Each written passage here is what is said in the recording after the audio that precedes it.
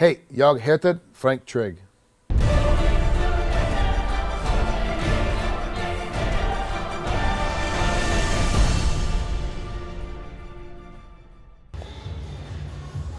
Long strokes, that's it. Good, good, good. Go. Let's go, mate. Drive that knee, come on. My strength and conditioning is different. I actually hired Greg Choate, who's an endurance coach, which seems weird because we're not an endurance sport, we're a sprint sport. You know, even 25 minutes, you're still basically at a sprint. He's a cyclist. He's a road biker by trade and trains a ton of triathletes and triathlons here in town. Has a lot of guys that are on the pro level for mountain biking and a few guys that are on the high level elite, low level of pro for road cycling. And I got really interested in road cycling because my body was getting beat up a little bit, and I started talking to him about how to keep my cardio up without putting the pressure of running all the time and swimming all the time. I have some inefficiencies in my shoulders, so swimming, if I do it too long, it starts to bother me. So I started road biking a lot, and then just started talking and found out that he has some strength and conditioning ideas. And my strength has actually gone up by doing a different kind of routine, because now I'm working on my inefficiencies that I have in my body. Everyone's got inefficiency, you know, everyone's right-handed or left-handed. So if you're right-handed, your right hand's gonna be stronger than your left hand. It's just natural because you use it more often. You know, you're better at writing with it. You know, I know a lot of guys that can write tremendously well, like amazingly beautiful penmanship with their right hand, and then they try to write with their left hand, looks like a three-year-old. So it's the small muscle group stuff that we're really working on now, and it's actually increased my speed, increased my power, but it's also increased my flexibility. So it's helped quite a bit. My name is Greg Choate. I'm a trainer here in Las Vegas, Nevada. My background's in endurance sports, mainly cycling, triathlon, mountain biking, a lot of running. And I got involved in the fight game basically by walking into Extreme Couture. Was looking at some of the athletes down there, was actually watching Randy Couture train for his fight against Nog, and was just really impressed with the athletes down there. I've been working with a lot of different athletes for a long time, and that's sort of what sparked my interest in the MMA guys. I just thought, these guys are, you know, I've seen a lot of professional athletes train different sports, and I was just really impressed with the way they looked. And sort of got me interested, how could I get into that game? You know, I thought they'd be interesting guys to work with. And then when Trigg got released from the UFC, we sort of crossed paths and we started talking, and he's like, well, I'd like you to look at my training. And I think there's a lot of, you know, there's been a lot of talk about the Diaz brothers and their work rate and how mixed martial arts have become not just a game of technical aspects, it had actually become a game of conditioning, because people, you know, you had guys who had rounded their game out. You know, their jiu-jitsu was good, their Muay Thai was good, their stand-up was really good, their wrestling was really good, and you know, everybody had lifted their game up. And then it came down to you know, who's the best conditioned, who moves the best. And I think a lot of these guys started to recognize that. And Frank was, you know, he's at the end of his game as far as his career is concerned. And he said, you know, I have to have every advantage I can have. We started doing a bit of work together and sort of rolled on from there. Right now I'm just working with Frank Trigg and working with Gray Maynard as well. So obviously I've been working with Trigg since he was released from the UFC. We've done 3 fights together now. We did his first fight in Tel Aviv. We did BAMA 6 earlier this year, and now obviously BAMA 7. And then about 3 months ago I got contacted by Gray Maynard, and Gray Maynard's, we had a long chat, and he said he wanted me to come on and start working with him in his camp. So now I do basically the same thing with Gray as I do with Frank. I do his conditioning work and I do his strength work. And we do a lot of movement work as well, making sure they move properly and making sure they've got, you know, good mobility through their joints and stuff. So I sort of come at it not from the standpoint of your typical trainer, where my background is sort of movement. I'm what's known as a functional movement specialist. So I use the corrective exercises we use in that to improve the way people move, to look at people's movement patterns, like how their brain controls how they move, and seems to be working.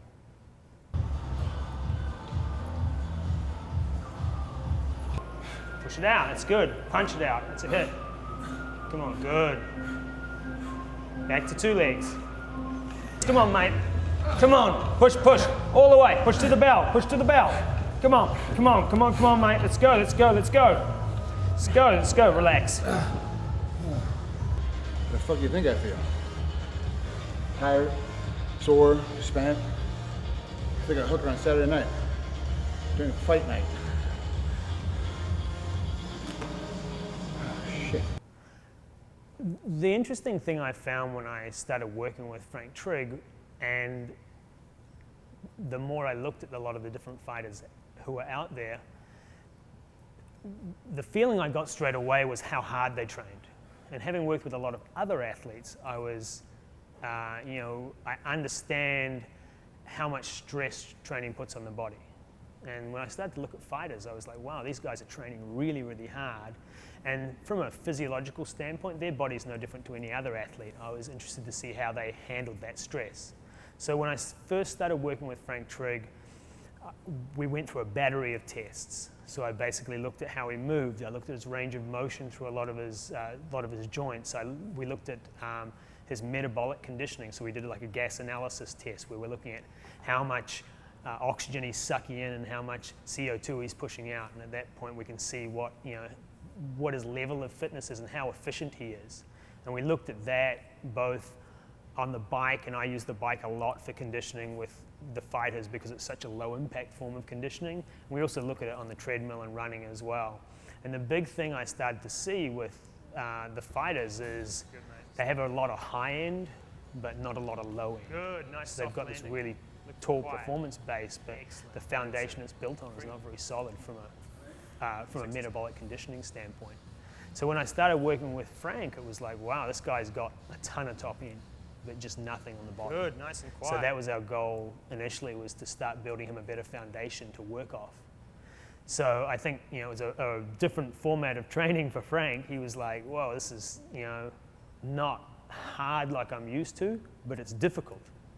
And we sort of worked our way through, and certainly because I use a lot of metrics, I track a lot of things like, you see Frank, I've always got him with a heart rate monitor on. When we're training on the bike, we use a lot of technology on the bike to measure his output and how much power he's putting out. And I use gas analysis machines in our testing. So we can test and retest and actually know for sure whether he's getting better or worse. And that was interesting for Frank just to see the gains that he made, test cycle to test cycle. So definitely he's, way better conditioned than he was. And he'll tell you, in 14 years of fighting, he feels better than he has done the last 14 years. He moves better now. He's got much better conditioning. There was a lot of existing issues that we were dealing with. He's beat himself up pretty badly over his career and suffered a lot of, all the fighters have a lot of joint stuff and bits and pieces like that. But, he's been great. He's really taken to the program really, really well. And he's put a lot of faith in me, which was a big step, I think, for a lot of the fighters, certainly Frank and Gray Maynard as well. I'm from outside the fight world, fresh set of eyes, but for me, the body's the body, the athlete is the athlete. Push. These guys are all great athletes, and I Push, think push. given Get that ball another with the skill foot set, down, they get could have been stable, really man. good in another sport. Good work. So, Wanna sit up? they've Yeah, you got it. looked at the different way that I ask Down. people to train. Good. Drive and up I with that think hip as they've well. been pretty pleased with the way their conditioning's come along. Frank's, nearly 40 years old. He's in great shape. He's moving really well. He's looking forward to the fight. I think the conditioning gives you a certain confidence as well. And me being able to show him hard data, because we record everything, we track everything. We can go, you were here at this date, and now 6 weeks later, you're here. And we just kept, it's building on step after step. So that's certainly from a confidence standpoint has helped him out. But at the end of the day, it's a fight. We all know anything can happen. You can walk in the ring, take a bad punch, and it's all over in 6.5 seconds. So, but it's, he's in a great state of mind right now. He's enjoying, his career again, which he wasn't. I've been impressed with him as an athlete. He knuckles down, he gets the job done. You've seen him go through a workout, and he really pushes himself. So he's a great guy to work with. It's tight. Come on. Come on. Come on, tight, tight, tight. Stay tight. Keep it going, keep it going, keep it going, keep it going. Relax. Good work, mate. Good work. Usually hits me with a stick. The camera here is nice. I didn't hear my sticks in the box. Yeah, one of the goals is always to get back to the UFC. You talk to any baseball player that's ever been into the World Series, whether he wins or loses, he's always spending the rest of his life. God forbid, you're a second year or a rookie and you make the World Series and you win it. You spend the whole rest of your career trying to get back. I mean, that's the game. You make the Super Bowl, whether you win or you lose it, you spend the whole rest of your career as a football player trying to get back. The UFC is the biggest organization. It's the largest promotion. Depending on who you are, it's the biggest pay. I mean, some guys it doesn't work out that way depending on how they are with their promotions, but it's the biggest. You always, once you have the taste of the big leagues in the UFC, for all of its madness, for all of its craziness, for all the demands that are put upon you, for all the pressure that comes with it, being on a television card of the UFC, everybody wants to get back there. I lust after it. I drool after it. I think about the days I had. Even though I lost the title fights with Matt Hughes, even though I got rolled over by GSP, even though I got knocked out by Sarah and by Koscheck because of my injuries going into those fights, I still want to get back. You always want to get back into that promotion. Now, if it's not to be as a fighter, and I'm not good enough to get back in as a fighter, I can accept that because I've had such a long career and I've done so many things with it. I can accept that I'm not good enough to get back in there if they determine that, hey, you're not good enough to come back in. But if I can go in and be a commentator in some aspect for them, be a television personality for them in some aspect for them, and that's what they want, then I'm going back to the UFC that way. Because if you're going to work in the sport, work for the biggest and best. That's the game, and that's what you want to do. And right now, commentating-wise, I'm very lucky because I get to work with Mark Cuban's group over at MMAnytt.se, and I'm very lucky that they keep me so busy. I mean, sometimes I got to call Andrew Simon and Daryl Ewalt and go, look, guys, I need, can you give me a break here? I mean, we've got so many shows in a row. When's our next break? I mean, I got to find some time to spend with my family. And they do such a great job of scheduling things 6-7 weeks in a row. We're hot, and then we have like 4 or 5 weeks off. They're very good at that. And I'm so lucky and so blessed to be over there. But, obviously, if I have a shot to get back, especially now with the Fox deal, if I have a shot to get on Fox mainstream, which never happened, but I mean, that's a dream of everybody that does any kind of commentating. People always ask, I used to say, back in the day, I want to be like Ryan Seacrest, where he just comes from radio, all of a sudden he gets this one little hit, random crappy show with some really bad singers on it, and he's a co-host, all of a sudden the host and the producer's getting a big argument, and that guy's gone, and all of a sudden, you know what, I'll take the same pay and I'll do it again by myself, and all of a sudden he's Ryan Seacrest, and he's everywhere. And I started thinking about it, I go, I don't want to be Ryan Seacrest, I want to be Joe Rogan. I mean, Joe Rogan goes from Fear Factor, finds a sport that he loves, comes on board with it when it's very, very infancy, steps on board, and it blows up around him as he's standing there. And if you look at that team, I'm not gonna lie, Michael Chavello and Frank Trigg are a pretty good freaking commentating team. We're pretty freaking good. We've got a lot of shows together. We work very well together. Chavello and Trigg combination, I think, is the best combination on the planet. But Goldberg and Rogan have had so much more time together. They've had so much more time to deal with each other and look at each other's nuances and know where the other guy's going. That team is just, it's unbreakable. And now look at Rogan. He had to skip Rio and let Kenny Florian take over his spot because he's filming Fear Factor again. So a guy goes from Fear Factor to UFC to still doing a stand-up the whole time, which he loves. He's in a sport that he loves, and now he's back on Fear Factor. Like the guy became wealthy because of Fear Factor the first time. He became rich because of Fear Factor the first time.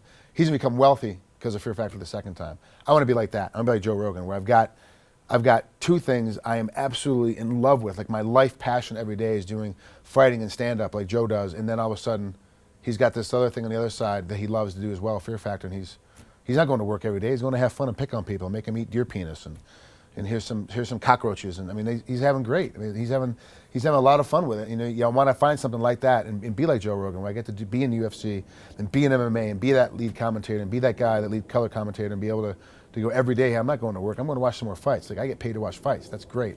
And then I have these other things that all of a sudden put me on Fox or ABC or NBC. You're out there running. Of course, it's every guy's dream, and hopefully one day it'll happen for me too. I would love for the people to remember me as the guy that beat Matt Hughes in his prime. I would love for them to be the guy that left the organization, came back and put on a great title run, and got a title finally over there. But it probably won't happen. For me, it's just that's just how sports go. Sometimes you're not going to be the best, no matter how hard you try. What I'd like the fans and I would like everyone to remember me by is a guy that against all odds, with being too short, being too small, not having the right atmosphere for most of his career, not having all the tools that you should have as an athlete, that still did pretty well, and that I was not only a citizen and a student of the sport, but that I'm a role model that people can look up to, the other fighters, not only the fans, You know, that's cool that fans look up to you, but I want the younger fighters to look up to me and be able to go, hey, look, you know, I wish I could, you know, train as hard, work as hard, think as hard, you know, as Trigg did, and hopefully have more success than he did when it's their time for a title shot.